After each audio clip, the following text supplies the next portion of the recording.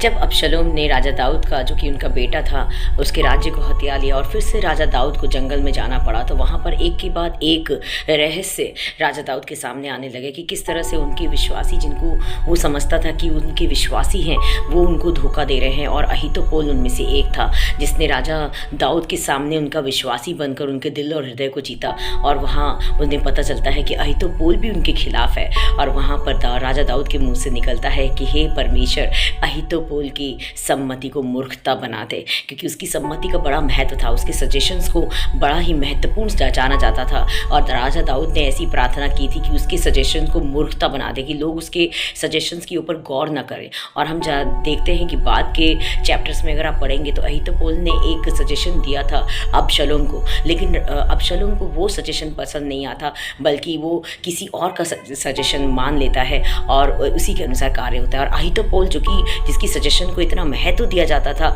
वो जाकर सुसाइड कर लेता है, क्योंकि उसकी पहली बार उसके सजेशन को महत्व नहीं दिया गया। और ये किसके कारण हुआ? राजा दाऊद के प्रार्थना के कारण हुआ। तो अगर आज आपके जीवन में कुछ असंभव ऐसी बातें लग रही हैं कि जो कि नामुमकिन है करना, तो परमेश्वर से एक छोटी सी प्रार्थना करिए।